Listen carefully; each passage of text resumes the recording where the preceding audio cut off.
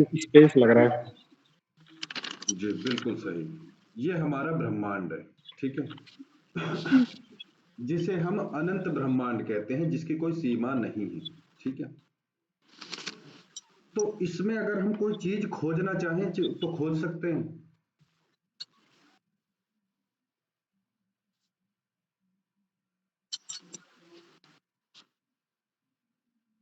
आप बताओ, खोजना चाहें खोज सकते हैं क्या?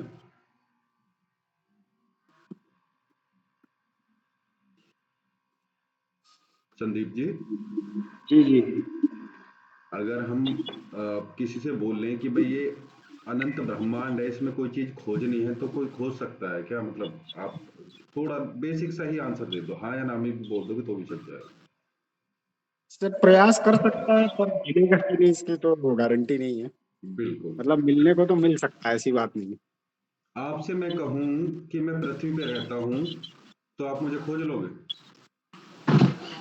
नहीं, पूरी पृथ्वी पे तो ऐसे बोलने से नहीं खोज पाएंगे। ठीक है। प्रॉपर एड्रेस, नाम सब कुछ रहेगा तभी खोज पाएंगे। अगर मैं आपको कहूं कि मैं इंडिया में रहता हूं, तो थोड़ा सा आइडिया लगेगा कि भाई पृथ्वी पे इस जगह रह रहे हो आप, है ना? जी जी। अगर मैं कहूं मैं इंडिया में यूपी में रह रहा हूं, तो आप थोड़े से श्योर हो जाओगे कि भाई यूपी जो है इतना बड़ा एरिया है, तो इसी में कहीं मिलेंगे, लेकिन जी फिर जी। भी नहीं खोज पाओगे। यूपी में मैं कहूं कि भाई आप, मैं गाजियाबाद में रह रहा हूं, तो आप थोड़ा सा ये हो जाएगा कि भाई चलो पूरी पृथ्वी में एक छोटा सा हिस्सा, एक पॉइंट बराबर हिस्सा मिल गया कि भाई जहां पे मैं मिलूंगा, ठीक है। जी तो फिर आपको एग्जैक्ट मेरा फिर गाजियाबाद के अंदर जो है सिटी चाहिए कि भाई गाजियाबाद के अंदर जो है मोहल्ला कुछ होगा कि भाई जैसे ग्रीन सिटी है, मकान नंबर ये है, तो मैं जो है, अब मैं जो है सुशील जी से मिल सकता हूँ, ठीक है। जी।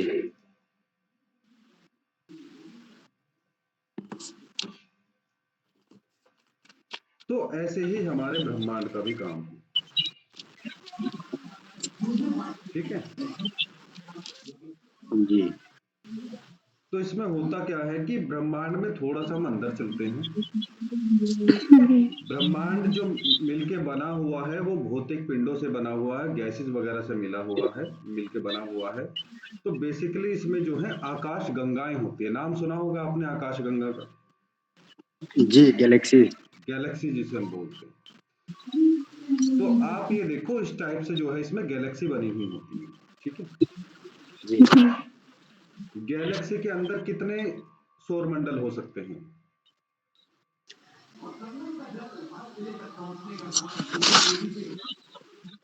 काफी हो सकते हैं, मैं आपको बता दूं, काफी हो सकते हैं, उनकी कोई गिनती निश्चित नहीं है।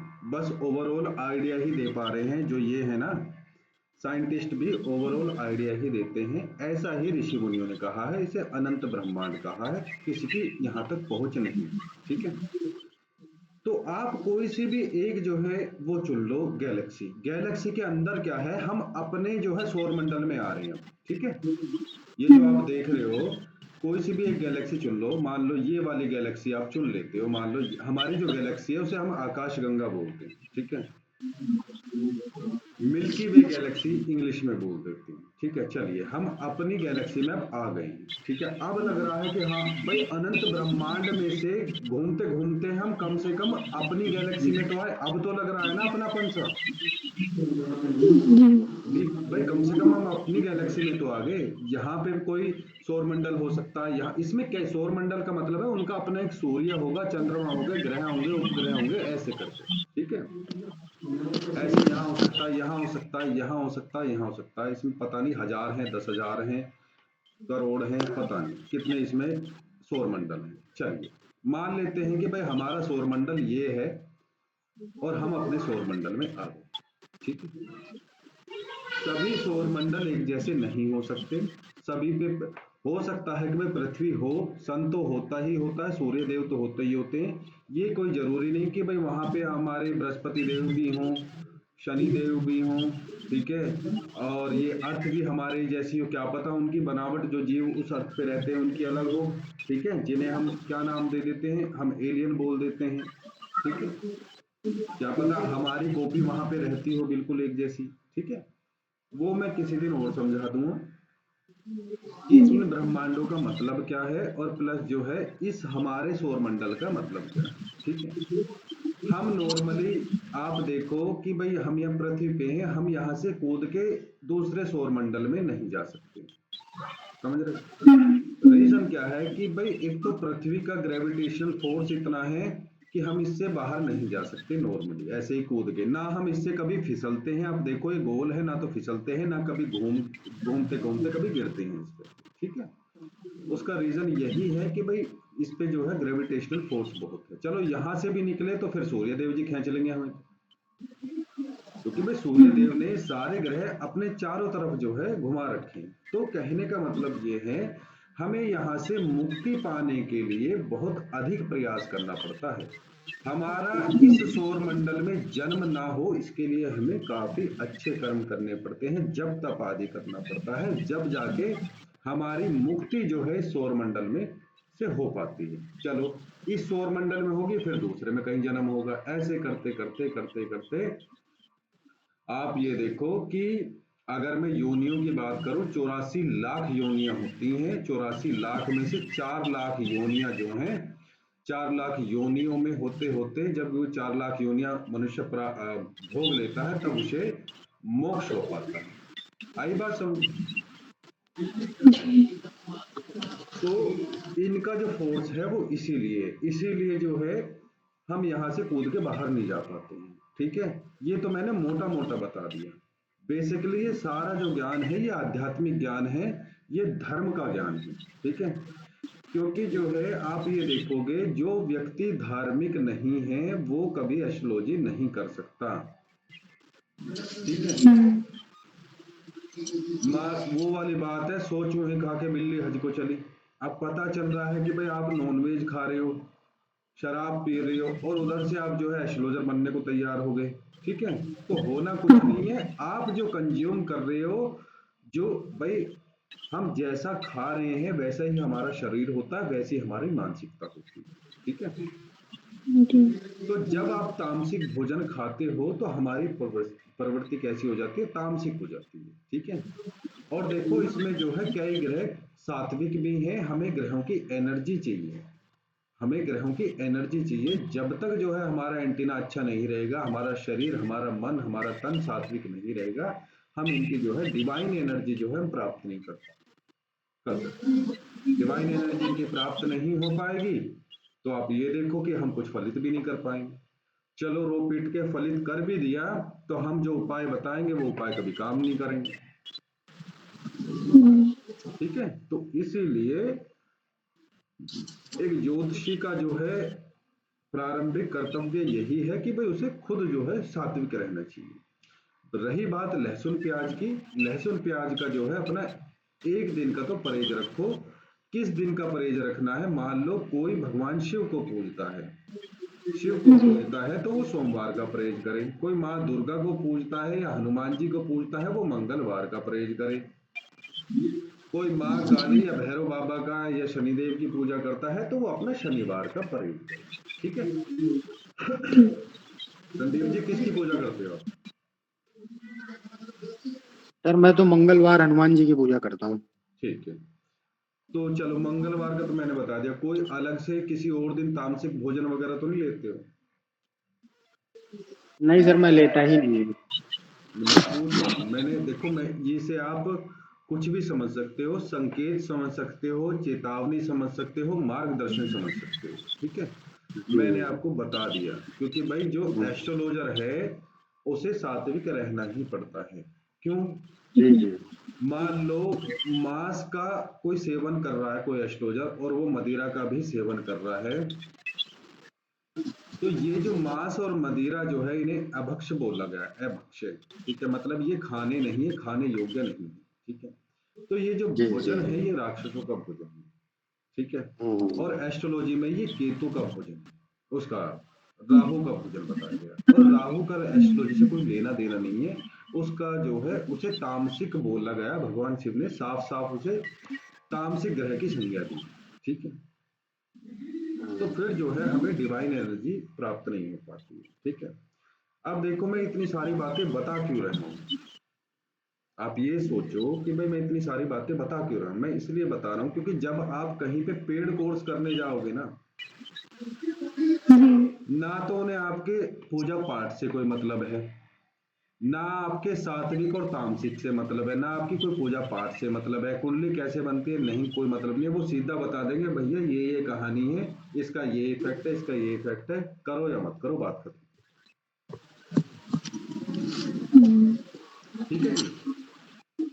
तो लेकिन मेरा जो कॉन्सेप्ट है वो अलग है। मेरे यहाँ ऐसा फिक्स नहीं है कि भाई मैं 10 दिन में आपका फाउंडेशन मैं खत्म कर ही दूं। ठीक है, क्योंकि फ्लो फ्लो में इधर उधर चला जाना जो है एस्ट्रोलॉजी में स्वाभाविक है। ठीक है जी। तो हम जो है संदीप जी अपने सौर मंडल में आ गए। ठीक है, जी तो अब जो है हम जो जर्नी स्टार्ट कर रहे हैं वो कर रहे हैं कि भाई कुंडली बनी कैसे। ठीक है, तो मैंने अभी आपको बताया ये ग्रह जो है एक दूसरे से जुड़े हुए हैं। अगर मान लो यहां पे अकेले सूर्य ही रहें तो ये किसको रोशनी देंगे? ये अकेले ही चमकते रहेंगे, घूमते रहेंगे, घूमते रहे, हमें तो कोई फर्क नहीं पड़ रहा जी। समझ रहे हो? तो इनकी रोशनी के कारण यहाँ पे जीवन है। अगर 3-4 दिन जो है सूर्यदेव ना निकले तो पृथ्वी पे बर्फ ही बर्फ जम जाएगी। धीरे धीरे धीरे धीरे जो है यहाँ जीवन नष्ट हो जाएगा। ठीक है जी। तो हर ग्रह की अपनी इंपोर्टेंस है। अगर चंद्रदेव जी ना हो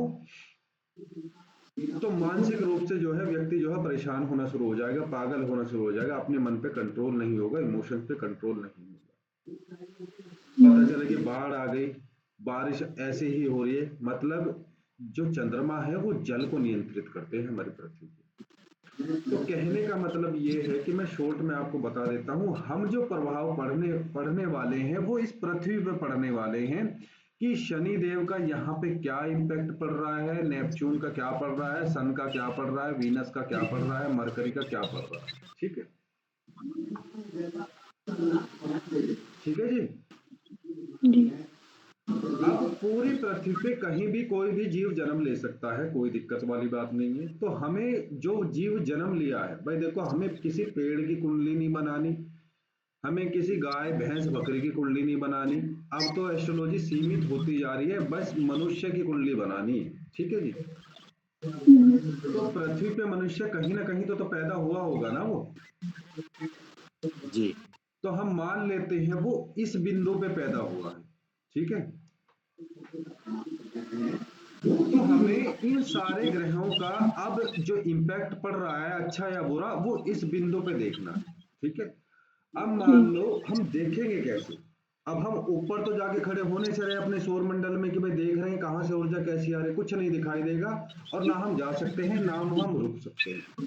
तो ये जो ज्ञान है ये ऋषि मुनियों का ज्ञान है, वो धार्मिक थे, सात्विक थे, और उन्होंने जो है अपने जब तब से ये ज्ञान अर्जित करा है। वो सौर मंडल में ऊपर जाके भ्रमण नहीं करते थे जाके। ठीक है, अब ये जो है ये त्रिदेवों ने इन्हें सारे भौतिक पिंड दिए हैं। ठीक है, ये एक नाम है ग्रह। ठीक है, ग्रह बोल दो, ग्रह बोल दो, कुछ भी बोल दो, लेकिन क्या है कि भाई ये जैसे हमारा ग्रह घर होता है ऐसे ही उसे पहले ग्रह बोलते थे कि भाई ये जो है ग्रह है।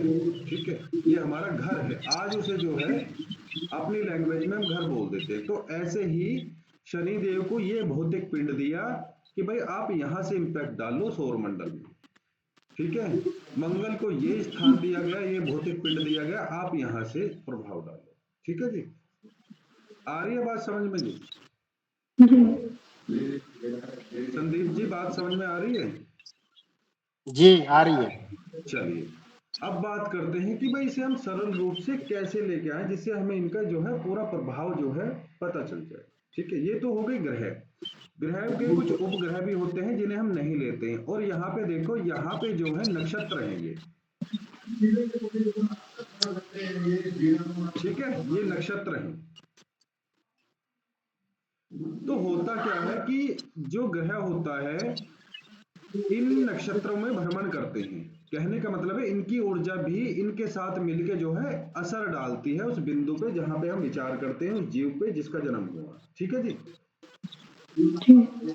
तो सारी एनर्जी हमें समझनी पड़ती है, सम्मिलित ऊर्जा हमें देखनी पड़ती है। हम केवल ये नहीं केवल ग्रह के बेस पर नहीं कह सकते हाँ भाई ऐसा, बेसिक हम आइडिया दे सकते हैं हाँ भाई ऐसा ऐसा होगा, लेकिन जो पूर्ण जो फलित है वो नक्षत्रों और राशि के बेस पे ही होता है। ठीक है संदीप जी, मैं यही आपको बता देता हूं, जो राशि होती है, राशि क्या होती जी है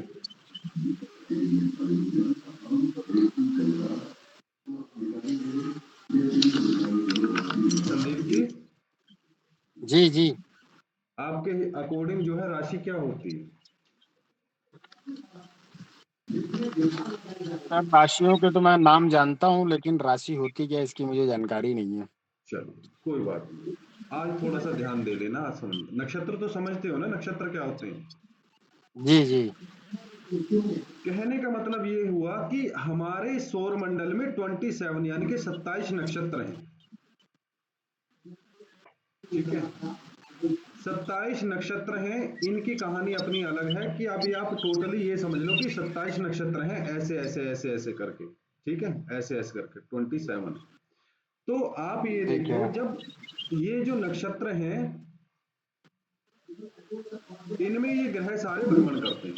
ठीक है जी, इनकी ऊर्जा साथ में लेके आते हैं और किसी एक पॉइंट पे जो है अपना प्रभाव डालते हैं। वैसे सब जगह पड़ता है, लेकिन हम क्या जब स्टडी करते हैं तो एक बिंदु को सापेक्ष मानकर तब स्टडी करते हैं। ठीक है जैसे हमने यहां बोला कि इस बिंदु पे हमें प्रभाव जानना है। ठीक है तो जब ऋषि मुनियों ने इसकी एस्ट्रोलॉजी की जो है रचना करनी शुरू करी थी, भगवान शिव ने और त्रिदेवों ने, माँ भगवती ने, और साथ में सहयोग रहा ऋषि मुनियों का, तो उस टाइम पे जो गणनाएं होती थी वो नक्षत्र के बेस पे होती थी, राशि का नामो निशान नहीं था। ठीक है महाभारत में भी कर्ण ने कहा है कि मेरे जन्म नक्षत्र को सूर्य पीड़ित कर रहे हैं। ठीक है उस टाइम पे भी जो है आप देखोगे लगभग 5 साढ़े 5 हजार साल पहले भी नक्षत्र बेस पे जो है एस्ट्रोलॉजी की जाती थी। ठीक है तो अभी ये राशि कहां से आई, थोड़ा सा मैं बेसिक जानकारी आपको दे देता हूं। ऋषि मुनियों ने देखा कि भाई और एक नक्षत्र के 4 भाग होते हैं, मैं आपको यही बता देता हूं 4 भाग होते हैं। ठीक है जिन्हें हम पद बोलते हैं, एक नक्षत्र के 4 चरण होते हैं, 4 पद होते हैं। ठीक है जैसे हमारे 2 हाथ और 2 पैर होते हैं, ऐसे ही इन नक्षत्रों के जो है 4 पार्ट्स होते हैं ऐसे करके। ठीक है तो आप ये समझ लो कि जो आचार्य हुए उन्होंने देखा कि कुछ नक्षत्रों की जो एनर्जी है वो एक जैसी है, कुछ नक्षत्रों का जो तत्व है वो एक जैसा है, तो उन्होंने क्या किया कि कुछ जैसे जैसे एक तत्व थे उनकी जो एनर्जी है उन्हें एक जगह करना शुरू कर दिया, उनका पैकेट बनाने शुरू कर दिया। आपने एक नाम सुना है धनराशि?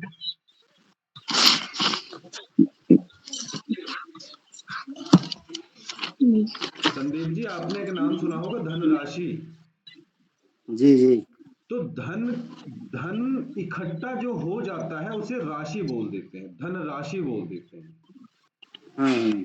तो ऐसे ही यहां पे उन्होंने क्या काम किया कि एक नक्षत्र ये, एक नक्षत्र ये और इसका एक चरण, यानी कि 2.25 नक्षत्रों की उनकी उन्होंने देखी कि भाई ऊर्जा जो है, तत्व जो है एक जैसा बैठ रहा है, एक जैसा है।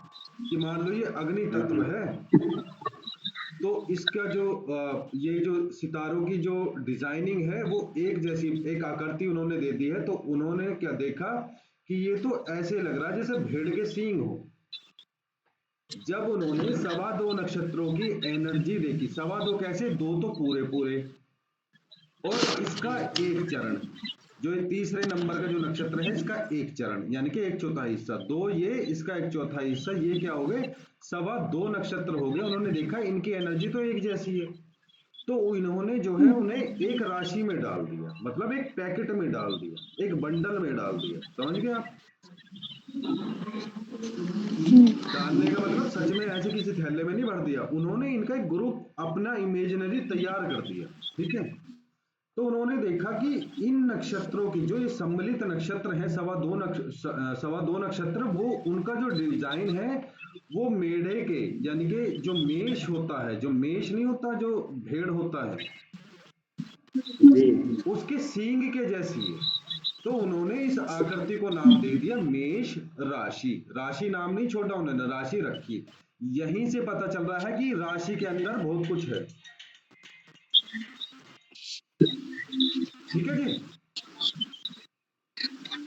संदीप जी, आज थोड़ा सा आइडिया पता चला राशि कैसे बनी थी? जी सर, अभी मालूम चला मुझे। ठीक है, तो राशि जब भी आप बोलते हो तो बैक ऑफ द माइंड में ये होना चाहिए कि इसके अंदर सवा दो नक्षत्र हैं।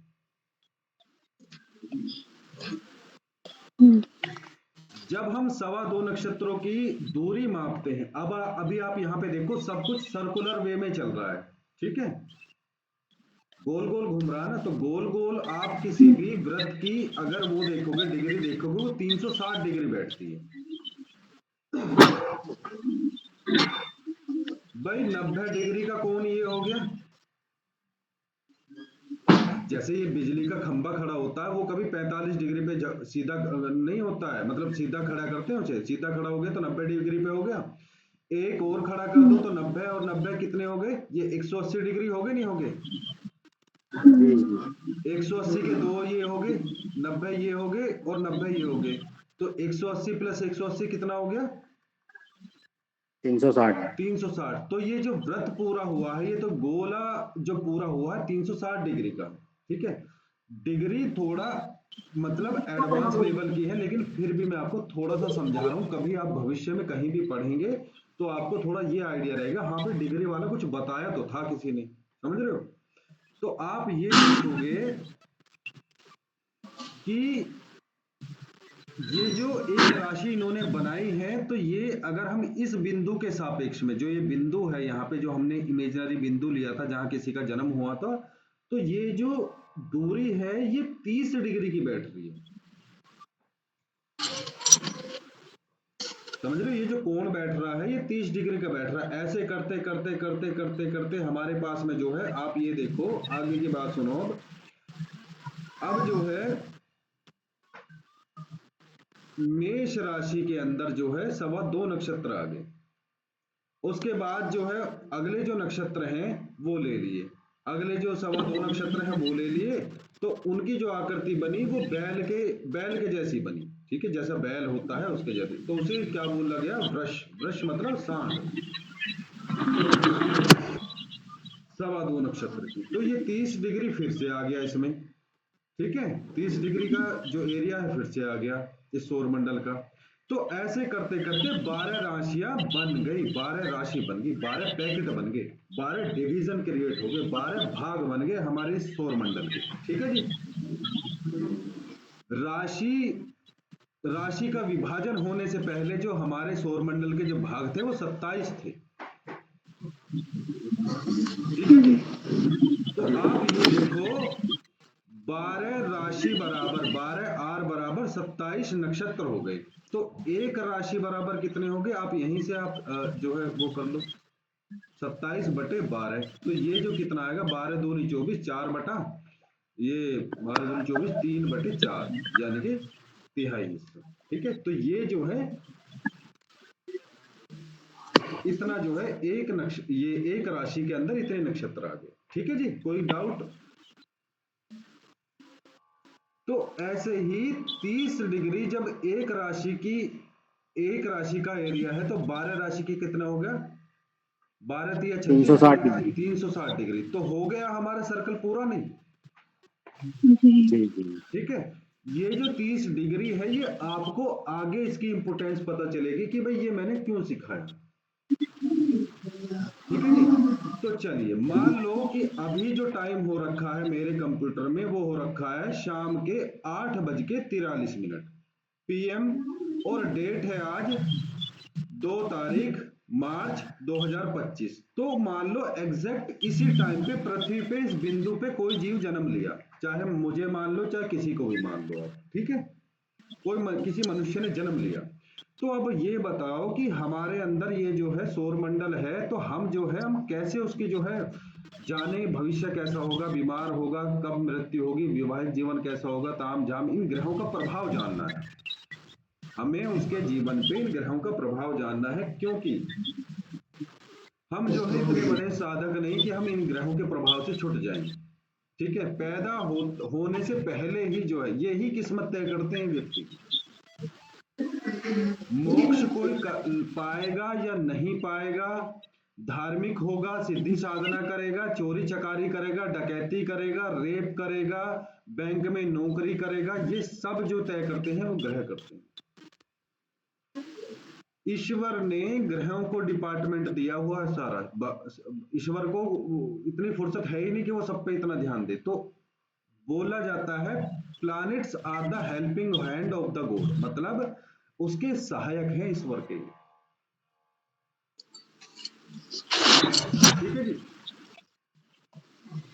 तो आप ये देखो ऐसे सौरमंडल कितने सारे हैं, मैंने अभी आपको अंतरिक्ष दिखाया था, ब्रह्मांड दिखाया था, ऐसे सौरमंडल कितने होंगे, अनगिनत। तो अगर ईश्वर जो है ऐसे ही सब चीज हम पे जो है नजर रखे, देख रहे, ईश्वर को यही काम हो फल दे, ईश्वर को आपके कर्मों से कोई मतलब है ही नहीं, तुम कुछ भी करते रहो कोई मतलब नहीं है, उसे पता है ये मेरा ही अंश है, मेरा ही बच्चा है। 84 लाख योनियों के बाद में ये मेरे पास ही आ जाएगा, मुझ में ही आके समाहित हो जाएगा, तो उसे कोई फर्क नहीं पड़ता। फर्क जो पड़ता है इन ग्रहों से पड़ता है, ये जो है हमें जो है सारे फल देते हैं। आवाज आ रही है?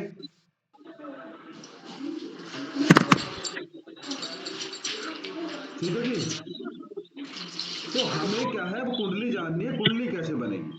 तो हम क्या कर रहे हैं कि हमने मान लो, संदीप जी आप सुन रहे हो मुझे? जी सुन रहा हूँ सर, सुन रहा हूँ। तो आप संदीप जी ये समझ लो कि हमने उस टाइम पे 8 बज के 43 मिनट को आज ही के दिन जो है ये ब्रह्मांड उसका सौर मंडल का ऊपर से एक फोटो ले लिया। ठीक है जी। अभी आप ये मत सोचो कि कैसे ले लिया, अभी थोड़ी देर में पता चल जाएगा कैसे ले लिया। ठीक है जी। तो फोटो ले लिया, अब इसका हमें सरल रूप जानना है। तो इसका सरल रूप जो है अब मैं आपको बताऊंगा, थोड़ा सा सरल रूप आप यहां पे देख लो।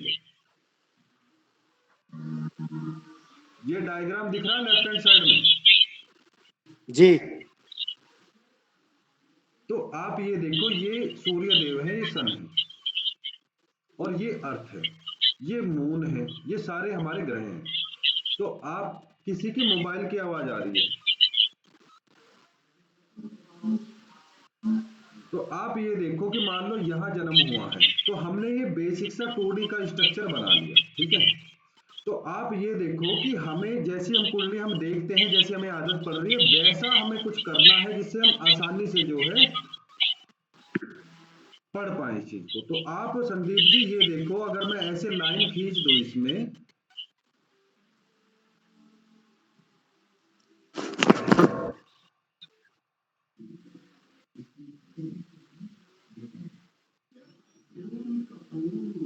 अब कुछ लग रहा है आपको कि कुछ बन जाएगा?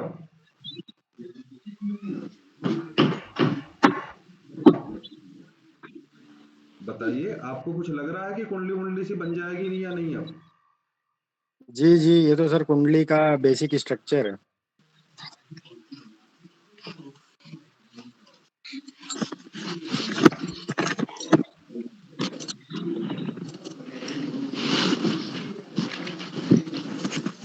अब दिख रहा है कौन सा ग्रह कहां बैठ गया? जी जी। ठीक है। तो ये जो हमारे सामने ये वाला जो हाउस बना है, ये वाला जो ब्लॉक बना है, ठीक है, ये ईस्ट डायरेक्शन के लिए बनता है, बस आप ये समझ लो। ये पूर्व दिशा, ये लगन, इसे हम लग्न बोलते हैं, इसे हम असेंडेंट बोलते हैं। ठीक है। तो कहने का मतलब ये है कि जहां इस बिंदु पे जिस व्यक्ति का जन्म हुआ था उस प्रेजेंट टाइम में जो पूर्व दिशा में जो राशि उदित थी वो यहां आएगी। मान लो वो मेष राशि है, एग्जाम्पल के लिए ले लो मेष राशि, ठीक है। तो यहाँ पे 1 नंबर की राशि लिखी जाएगी, या तो मेष लिख दो भाई। जैसे यहाँ पे सन है, यहाँ पे सूर्य बने हुए हैं, तो मैं यहाँ सूर्य भी तो लिख सकता हूँ या नहीं लिख सकता हूँ? जी। यहाँ पे शनि है तो मैं यहाँ शनि भी तो लिख सकता हूँ। यहाँ पे डायग्राम बनाने में कौन वो करेगा? मैं यहाँ कैपिटल श लिख सकता हूँ, सूर्य के लिए सु लिख सकता हूँ, या SU लिख सकता हूँ। यहाँ पे गुरु ग्रह है तो मैं यहाँ गुरु लिख दूं। यहाँ पे शुक्र है तो यहाँ पे शु लिख दूं या शुक्र लिख दूं। यहाँ पे मंगल है तो मैं और अंकी बिंदी मैं समझ जाऊंगा ये मंगल है। यहाँ पे चंद्र है तो यहाँ पे च लिख दिया। यहाँ पे बुध है तो यहाँ पे बु लिख दिया। तो मुझे समझ में आ गया कि भाई इस डायरेक्शन में जो है ये ग्रह बैठे हुए हैं। तो मैंने उन्हें जो है एक जो है सिस्टमेटिक वे से बांट लिया कि कौन सी दिशा में कौन सा प्लेनेट है। तो ये जो है हमेशा लग्न कहलाएगा, ये पहला भाव है, पहला भाव। मैं इस नंबर की बात नहीं कर रहा हूं, इस नंबर को छोड़ दो। ये पहला भाव, ये दूसरा भाव, गिनती यहाँ पे उल्टी होती है, ठीक है। तो आप ये देखो कि ईस्ट में यानी कि पूर्व में जो है सूर्य देव उदित होते हैं, तो ये जो डायरेक्शन है ये हमेशा ईस्ट ही रहेगी, ठीक है जी। संदीप जी हाँ या ना बोल दिया करो। जी जी बिल्कुल। तो जो पूर्व दिशा में राशि उदित होती है वो लग्न में आ जाती है, ठीक है। तो ये जो है लग्न जो है ये पूर्व दिशा है। जब हमारा जन्म हुआ था तो ये जो लग्न में जो राशि होगी वो उस टाइम पे पूर्व में उदित थी। तो ईस्ट के यानी कि पूर्व के ठीक अपोजिट क्या होता है? पश्चिम। ये कुंडली, ये जो कुंडली है ये आपके वास्तु में भी काम आती है। जब हम किसी के घर जाके वास्तु करने जाते हैं तो प्रश्न कुंडली बना लेते हैं, वो उसके गेट पे कदम रखते हैं, ठीक है। या फिर जो है डायरेक्ट किसी की फोन कॉल आ जाए कि मेरे घर में ये प्रॉब्लम है, तो मेरा वास्तु ठीक है या नहीं ठीक है, तो प्रश्न कुंडली बना लो, तो वो एग्जैक्ट उसके घर को डिफाइन करेगी।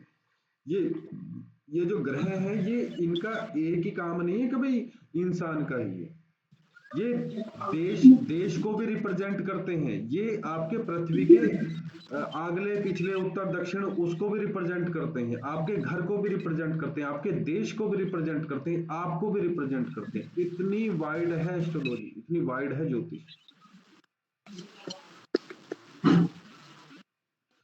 और पृथ्वी की तो बात ही व्यक्ति पृथ्वी के एक पॉइंट पे जहां पे हम पैदा हुए उसकी तो बात ही छोड़ दो। अगर मान लो कोई व्यक्ति पैदा हुआ है शनि ग्रह पे, तो उसकी कुंडली कैसे बनेगी आप सोचिए।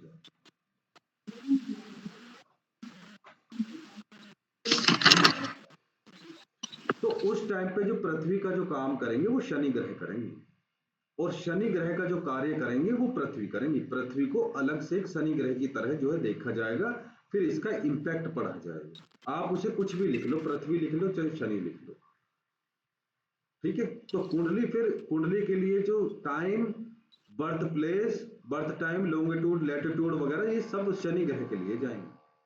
उस टाइम पे आपको कुंडली में कहीं भी शनि नहीं लिखोगे आप। रीजन क्या है कि शनि पे तो हम हैं, जैसे हम पृथ्वी पे पैदा हो रहे हैं, तो पृथ्वी पे किसी बिंदु पे पैदा हुए हैं, किसी पर्टिकुलर कोऑर्डिनेट पे पैदा हुए हैं, स्थान पे पैदा हुए हैं, तो कुंडली में आपको कहीं भी पृथ्वी नहीं दिखती है ग्रहों में, क्योंकि पृथ्वी का प्रतिनिधित्व हमारा भौतिक पिंड कर रहा है, हमारे पांचों वही तत्व हैं सारे।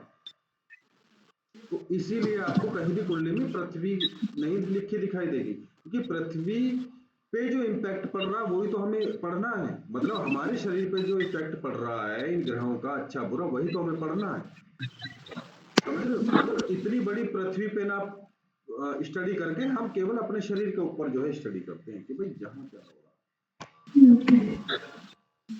ठीक है। पृथ्वी पे कहीं भूकंप आ रहे हैं, कहीं दरार पड़ रही है, ये सब इन्हीं की वजह से हो रहा है, इन्हीं की वजह से, नहीं मिलेगा, ठीक है जी।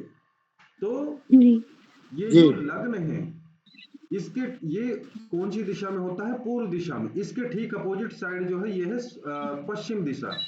तो आप ये देखो, पूर्व में सूर्य देव उदित हुए, वो घूम के ऐसे आएंगे नहीं आएंगे? हेलो, जी जी आप यहां समझो, ये पूर्व दिशा है, ठीक है? तो यहाँ पूर्व दिशा में सूर्य देव उदित होते हैं या नहीं होते हैं, निकलते हैं या नहीं निकलते हैं?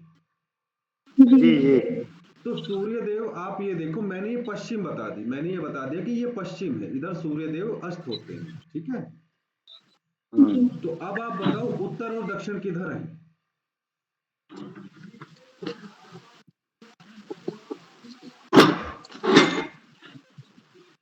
नहीं समझ में आ रहा?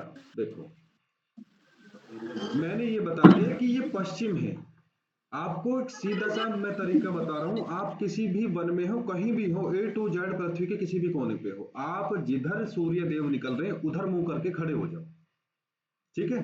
जी तो जो आपका राइट हैंड साइड होगा, जो सीधा हाथ होगा, उधर जो है ये दक्षिण दिशा रहेगी, और जो लेफ्ट हैंड होगा, उल्टा हाथ होगा, उधर जो है उत्तर दिशा होगी। ये नियम जो है ना, ये नियम इसी से निकला है, एस्ट्रोलॉजी से। सूर्य जी देव पूर्व दिशा से पश्चिम दिशा की तरफ नहीं घूमते हैं, हमारी पृथ्वी जो है पश्चिम से पूर्व की तरफ जो है इसका रोटेशन है, इसलिए हमें सूर्य देव पश्चिम में जाते हुए दिखाई देंगे। कभी झूले पे बैठ के झूलते हो जो गोल गोल घूमने वाला है, तो उस चीज को करके देखना। वो नहीं कर सकते तो घर में एक गेंद लेके आओ, तब जो है उसे घुमाओ, एक मोमबत्ती जलाओ, तब उसे उस पे एक पॉइंट लगा दो और उसे घुमा के देखो, तब आपको ये इनकी रोटेशन समझ में आएगी कि भाई ये एग्जैक्ट क्यों घूम रहा है। ये हालांकि ये मैं समझाने के लिए बता रहा हूँ, जब आप किसी की कुंडली आगे चल के देखोगे तो इन चीजों का कोई मतलब नहीं है। लेकिन क्या जी है, मैंने आपको बताया कि अगर मान लो सूर्य देव किसी की कुंडली में यहां है, 10वें स्थान पे है, तो बताओ उसका जन्म कब हुआ है?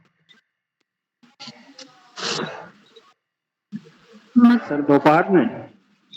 हाँ जी, बिल्कुल सही, दोपहर को जन्म हुआ उसका।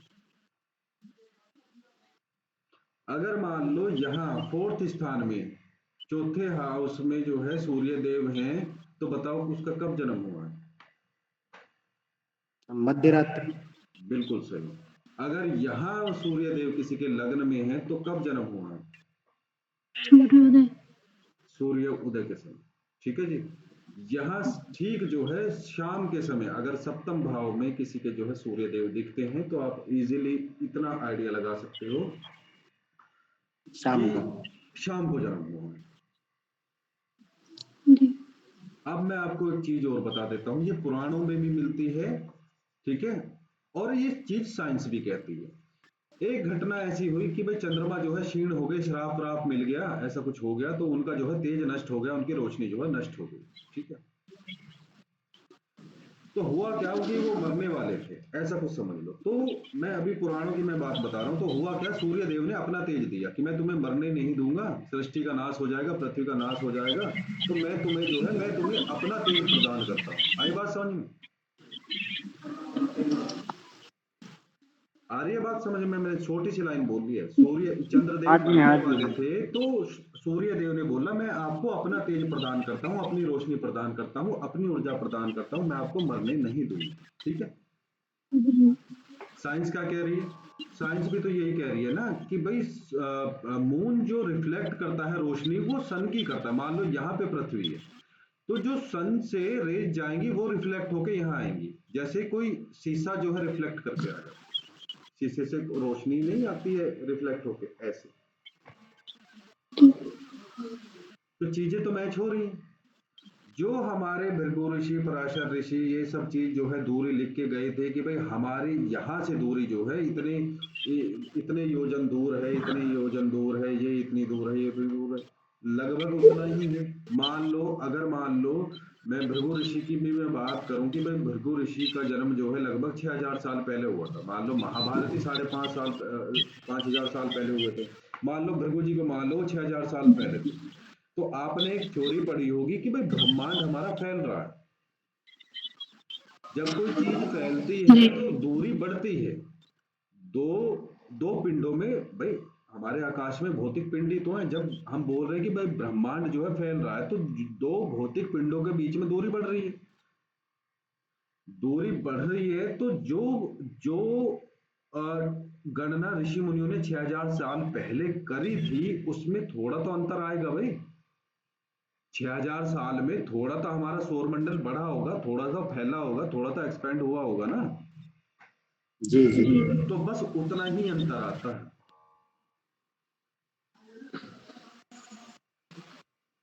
ठीक है जी। तो गलत कुछ नहीं है, सब कुछ साइंटिफिक है। अब वो गलती भैया एस्ट्रोलॉजर की होती है कि वो कुछ बता पाते हैं या नहीं बता पाते हैं, प्रेडिक्शन कर पाते हैं या नहीं पाते हैं, सीखा है या नहीं सीखा है। हमें उन टॉपिकों पे जाना है। ठीक है जी। हमारा मतलब ये है कि भाई हम कोशिश करेंगे कि भाई हम अच्छे से सीखें। ठीक है जी।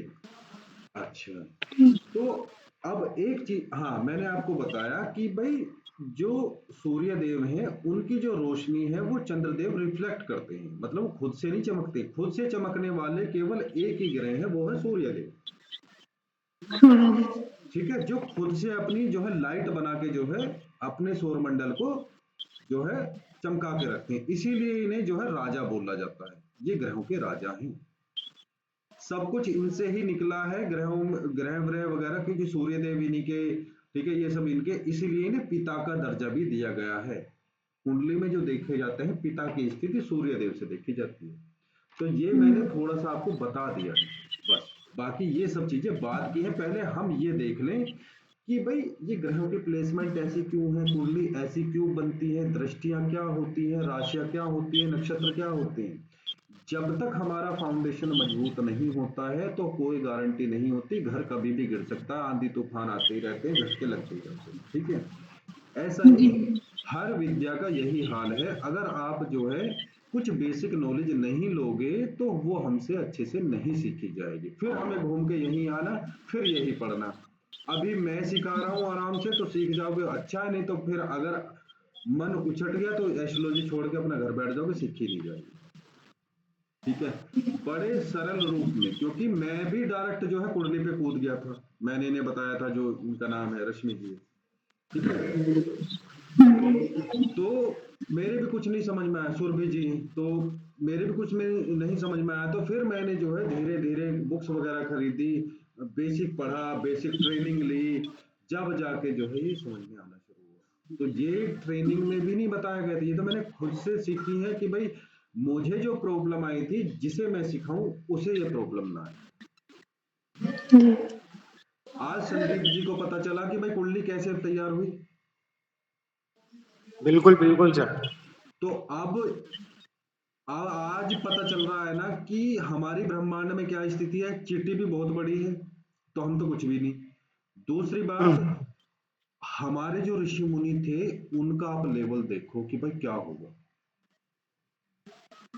साइंस साइंस में एक थ्योरी आती है, ऐसी कुछ रिलेटिविटी की थ्योरी, मतलब कोई भौतिक पिंड अगर ऐसे गोल गोल घूम रहा है तो एक टाइम पे हम उसकी एक ही चीज नाप सकते हैं, या तो उसकी स्पीड नाप सकते हैं या फिर उसकी पोजीशन नाप सकते हैं। ठीक है, लेकिन ये एस्ट्रोलॉजी है, ये दोनों चीजें नाप के तब जो है हमने यहाँ पे लिख भी दी। डिग्री क्या है, पोजीशन भी बता देते हैं, सब कुछ बताते हैं। एक नाम होता है चलित कुंडली, वो वही चीज है। साइंस फेल हो जाती है इस चीज में कि साइंस कहती है कि हम तो केवल एक चीज, एक टाइम पे एक ही चीज नाप सकते हैं, या तो उसकी स्पीड या फिर उसकी पोजीशन कि भाई वो कौन कहाँ है। लेकिन एस्ट्रोलॉजी वो चीज है, ये दोनों चीज जो है एक टाइम पे बताती है। जो डिग्री मैंने सिखाई थी वो वही चीज थी। ये मेरी खुद की रिसर्च से कहीं लिखा हुआ नहीं है ये। मैंने साइंस में जब पढ़ा था तो मुझे वो रिकॉल हो गया, जब मैंने चलित कुंडली वगैरह ये सीखी, डिग्री वगैरह सीखी, तब मुझे याद आया कि एस्ट्रोलॉजी वो चीज है कि एक टाइम पे एक ग्रह का, एक पिंड का पोजीशन भी बता देगी, उसकी स्पीड भी बता देगी। और जब आप अच्छे से पढ़ोगे इन चीजों को तब आपको समझ में आएगा। ठीक है जी। जी चलिए अब एक बात हम समझते हैं कि मान लो कि सूर्य देव जी डायरेक्ट रोशनी डाल रहे हैं चंद्रदेव पे, ठीक है। अभी मैंने आपको जो है एक चीज समझाई थी कि अगर खंबा सीधा खड़ा है तो वो 90 डिग्री पे खड़ा रहेगा, ठीक है। जी जी खंबे के दूसरी साइड जाके देखें तो इधर से भी 90 डिग्री है। तो कहने का मतलब है अगर हमें स्ट्रेट लाइन, सीधी रेखा का अगर एंगल देखना है तो वो 180 डिग्री है। 90 ये है, 90 ये है, 180 डिग्री। तो सूर्य देव जब 180 डिग्री से, मतलब बिल्कुल सीधी रेखा से अगर रोशनी चंद्रदेव पे डालते हैं तो चंद्रमा पूरा चमक जाता है, पूरा, कोई हिस्सा छिपा नहीं रहेगा। थोड़ा सा पिछले वाला रहेगा लेकिन फ्रंट वाला तो पूरा चमकेगा ना, हमें तो कम से कम पूरा ही चमकेगा ना, जी समझ गए। तो जी उसे बोलते हैं पूर्णिमा। आगे बात सर। जी अच्छा, अब बीच में पृथ्वी भी तो है, मतलब पृथ्वी तो काफी बड़ी है भाई। देखो मैं तो ऐसी ड्राइंग कर रहा हूं, आप बस थोड़ा इमेजिन कर लो। मैं एकदम फिजिक्स से बिल्कुल नाप के तो बना नहीं सकता यहाँ पे, ठीक है। जी जी यहाँ पे समझ लो आप, मान लो यहाँ पे सन है, ये बहुत बड़े, यहाँ पे पृथ्वी है, यहाँ पे चंद्रमा, ठीक है। तो कभी कभी क्या होता है कि ये चंद्रदेव इधर उधर होते हैं, ये घूमते रहते हैं, ठीक है। तो ये कभी कभी इधर होते हैं, तो जब इधर होंगे तो आप देखोगे कि हमें यहां से दिखाई देगा कि भाई चंद्रमा पे थोड़ी सी रोशनी पड़ रही है, तो इसीलिए हमें ये चंद्रमा कटा हुआ दिखता है। एक टाइम ऐसा आएगा कि पता चला कि चंद्रमा तो निकल ही नहीं रहे, मतलब हम बोलते हैं ना चांद नहीं निकला, चंद्रमा नहीं निकले। तो जब 1% भी जो है चंद्रमा पे सूर्य देव की रोशनी नहीं पड़ रही है, उसे बोलते हैं अमावस्या, अवश्य ठीक है।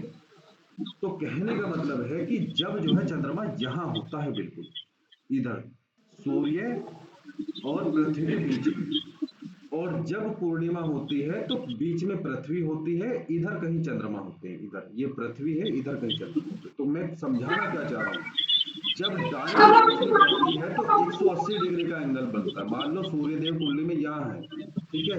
अगर पूर्णिमा है तो चंद्रदेव आपको यहां मिलेंगे, बिल्कुल सामने। अगर सूर्यदेव यहां है तो चंद्रदेव यहां मिलेंगे। आई बात समझ में।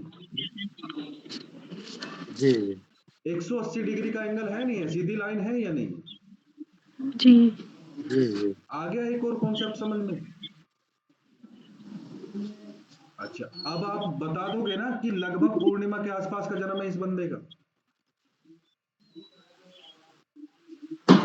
अब आप जी कुंडली देख के ये बता दोगे ना, अगर किसी के आमने सामने सूर्य और चंद्रदेव जो हैं, तो आप किसी से बोल दोगे ना आराम से कि भाई आपका पूर्णिमा के आसपास का जन्म है, बोल सकते हो या नहीं बोल जी सकते। जी जी बराबर बराबर आप देखो इधर हैं, अब मान लो चंद्रदेव जी इधर हैं, पृथ्वी और सूर्य के बीच में है, तो आपको क्या कुंडली में पोजीशन मिलेगी, चंद्रदेव जी जो है इसके पास ही है, सूर्य देव के पास है, बिल्कुल। तो ये जो जन्म है, ये जो जन्म है, ये पूर्णिमा का नहीं है, ये अमावस्या का है।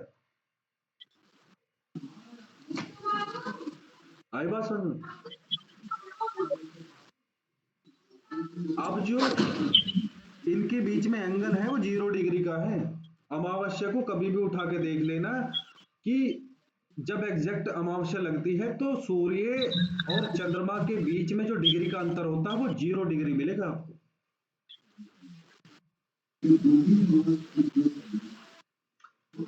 ठीक है जी। जी जी ये सूर्य है, ये चंद्रदेव है, ये वो है पृथ्वी है। 180 डिग्री की लाइन खींच लो, यहां पे भी 180 डिग्री है, ये भी लाइन 180 डिग्री है। 180 degree minus 180 degree is equal to 0। 0 मतलब अमावस्या, मतलब हम जो देख रहे हैं चांद को इधर से, हमें दिख रहा है चांद तो काला है जी, हमें तो दिख ही नहीं रहा, दिखेगा ही नहीं, क्योंकि लाइट तो इस साइड पड़ रही है ना, चंद्रदेव पे लाइट तो इस साइड पड़ रही है, अगर इस साइड कहीं आ रही है तो हमें चांद दिख भी जाता। तो इसीलिए इसे अमावस्या बोलते हैं। जब कुंडली में हम देखेंगे सूर्य और चंद्र एक साथ है, इनमें 0 डिग्री का अंतर है या बहुत कम है, तो वो जो जन्म होगा वो अमावस्या के आसपास का होगा। सूर्य चंद्र यहाँ है, एक साथ है, तो समझ लो अमावस्या के आसपास का जन्म है। अगर आमने सामने है, चंद्रदेव जी यहाँ है, सूर्य पूर्णिमा। देव यहाँ है, ये पूर्णिमा का जन्म है। एक साथ है तो अमावस्या का। ठीक है जी, जी। एक मिनट।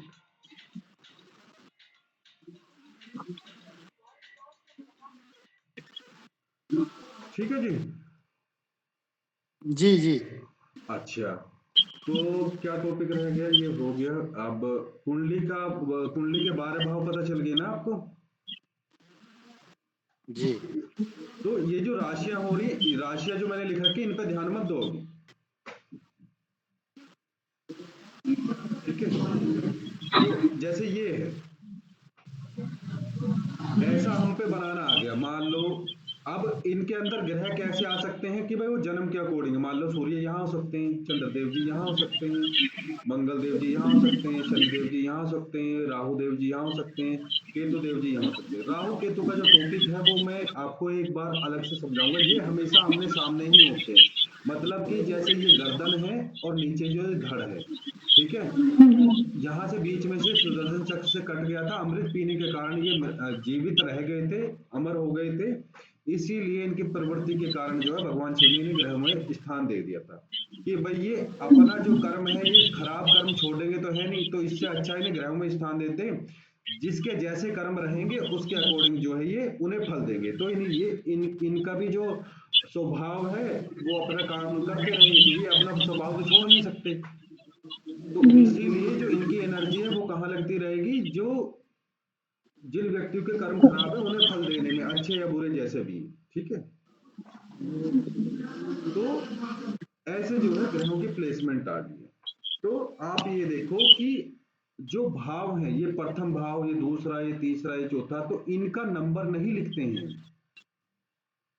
ठीक है, भाव का नंबर नहीं लिखते हैं, ये फिक्स है, ये लग्न है। लग्न का मतलब क्या है कि जब हमारा जन्म हुआ था तो पूर्व दिशा में कौन सी राशि उदित थी। मान लो अभी प्रेजेंट टाइम में, अगर मैं अभी की मैं प्रश्न कुंडली बनाऊं तो मैं अभी देख अभी बता देता हूं।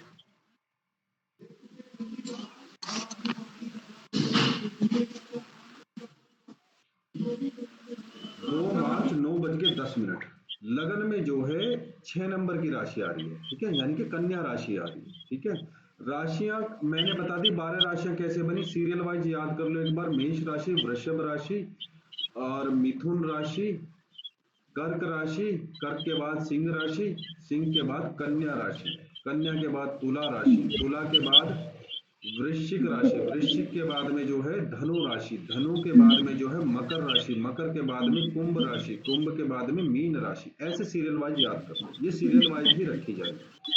यहाँ पे जो है आप इनका सीरियल नंबर डाल दो 1 2 3। आप देख रहे हो कि मैंने पर्टिकुलरली लिखूं मेष राशि, वृषभ राशि, ऐसे बहुत टाइम लग जाएगा। तो केवल हम जो है इनके अंक ले लेते हैं, इनके सीरियल नंबर ले लेते हैं, 4 5 6। 6 नंबर की राशि जो है यानी कि कन्या राशि है, वो इधर जो है उदित है। अब आप पीछे थोड़ा सा जाओ, जहां से मैंने स्टार्टिंग करी थी। कन्या राशि के अंदर कितने नक्षत्र हैं? 2.25। 2.25 नक्षत्र। ठीक है, ठीक है जी, 2.25 नक्षत्र, यानी कि 2 नक्षत्र पूरे और 1/4 सही है। ठीक है, तो कन्या राशि है, इसके अंदर जो है 2.25 नक्षत्र है। आप यहां से देखोगे, यहां तक की जो दूरी है ये 30 डिग्री की है। यहां को अगर मैं पॉइंट मान लूं तो ये 30 डिग्री है। 30 डिग्री ये है, 30 डिग्री ये है, 30 डिग्री ये है, 30 डिग्री ये, 30 30 30 करके 12 तिया 36, 360 डिग्री। 30 डिग्री है ना, 12 36 300 हो गया सर्किल पूरा। यहां से उठ के हम ब्रह्मा उसमें सौर मंडल में जा सकते हैं। सौर मंडल का सरल रूप ये कुंडली है। जी। तो इसीलिए इसे जो है, जो पश्चिमी सभ्यता वाले हैं, जो अंग्रेज हैं, वो क्या बोलते हैं, मैप ऑफ हेवन। आई बात समझ में? जी तो बेसिकली कुंडली क्या होती है? कुंडली वो होती है जब किसी जीव का जन्म होता है पृथ्वी पे, उस एग्जैक्ट टाइम पे हमारे सौर मंडल का फोटो। बात खत्म। ये जी टेक्निकल परिभाषा दे दी मैंने। और इसकी और क्या है, किसी को समझाना हो तो इस कुंडली में क्या है कि भाई किसी व्यक्ति पे या किसी पिंड पे या किसी जीव पे जो ग्रहों का प्रभाव पड़ता है, वो जो हम देखते हैं वो कुंडली से देखते हैं। बहुत लंबी चौड़ी हमें भाषण देने की जरूरत नहीं है, 2 लाइन में आंसर है, बात खत्म।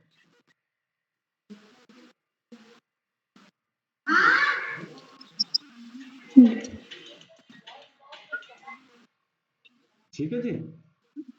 जी तो कल मुझे याद दिला देना, अभी इसका रिवीजन कर लो अच्छे से। आप बताओ क्या नाम है आपका? सुरभि जी। जी जी सर। तो आज कुछ लगा आपको? आपकी तो एक क्लास रिपीट होगी, आप कुछ अच्छा सा लगा आज? जी सर, कल मतलब कल से समझ आया था, लेकिन आज थोड़ा ज्यादा आया समझ। अच्छा, संदीप जी आप बताओ। नहीं सर, बढ़िया लगा। एक्चुअली मैं इसका फोटो तो देखता था, बट मुझे इसका आइडिया नहीं था कि इसका बैकग्राउंड ये है। तो अभी बैकग्राउंड क्लियर हो गया तो चीजें और क्लियर हो गई। कोई चीज ऐसी आपको लगी हो कि मैंने जबरदस्ती ठूस दी हो इसमें? नहीं नहीं सर। नहीं सर, सारी चीजें लिंक्ड थी और सबका किसी न किसी से कुछ मतलब इंटरलिंक था, तो उससे क्या हुआ कि सारी कंसेप्ट क्लियर हो गई। हाँ, तो मतलब कोई तो ऐसा जुगाड़ होगा कि भाई जैसे हम सरल रूप से इसे देख लें, तो वो जो जुगाड़ लगाया था वो ऋषि मुनियों ने ऐसे लगाया था, बेसिक बेसिक स्ट्रक्चर बना के हमारे सामने रख दिया जी सौर मंडल जी का। जी। जो बर्थ टाइम है एक्चुअली वो प्लेनेटरी पोजीशन का एक तरह से फोटो है कि हाँ उस जी, टाइम पे ये इंस्टेंट था अपना। हाँ जी, हाँ जी। तो हम जो होते हैं ना, हम अपने आप को जो देखते हैं, जीव को जो देखते हैं, वो लग्न से देखते हैं। ठीक है, वैसे तो सब कुछ हमारा ही है इस कुंडली में, या सब कुछ हमारा ही जीव का इसमें है। भाई यहाँ से लग्न से क्या देखते हैं, व्यक्ति का व्यक्तित्व, शरीर, रंग रूप, हाइट वगैरह, बाल वाल, ये सब चीजें। ठीक है। उसके बाद जो है हम यहाँ से फेस देखते हैं, यहाँ से कंधे, गर्दन, यहाँ से चेस्ट देखते हैं, यहाँ से पेट देखते हैं, यहाँ नाभि से नीचे, यहाँ फिर गुप्तांग वगैरह, ये पिंडलियां, घुटने, घुटने के बाद में ये पिंडलियां, और उसके बाद ये पैर। ऐसे ही है तो सब कुछ हमारा ही, ऐसे ही हम सब कुछ देख सकते हैं। अगर हम पूरी पृथ्वी को इन 12 हिस्सों में बांट दें, तो आप यहाँ पे देखो, यहाँ पे कोई और देश आ जाएगा, यहाँ पे कोई और देश आ जाएगा, यहाँ पे कोई और देश आ जाएगा, यहाँ पे कोई और देश आ जाएगा। इस वाले हाउस में, सेकंड वाले हाउस में हमारा इंडिया आता है, ये देख लो। जी इसीलिए जो है बोला जाता है, इंडिया का जो लग्न है वो वृषभ है। 2 नंबर वाला जो लग्न है वो वृषभ है, इंडिया का जो लग्न है वो वृषभ है। ठीक है जी। जी कुछ लोग जो है आजकल के जो एस्ट्रोलॉजर है वो वृश्चिक लग्न मानते हैं कि जब हमारा देश 1947 को रात्रि के इतने बजे घोषणा करी थी, तो तब जो है वृश्चिक लग्न था, तो वो वृश्चिक लग्न मानते हैं। लेकिन नहीं, पैदा थोड़ी ना हुआ तब तो वो दासता से मुक्त हुआ था। ठीक है। तो लेकिन जो रियल में इसका लग्न है इंडिया का, वो वृषभ है। जी जी। ठीक है जी। चलिए, आज के लिए इतना ही। प्रैक्टिस करो, पढ़ाई करो, फिर कल देखते हैं। ठीक है जी। जी जी, thank you sir, thank you. चलिए, जय माता। Thank you.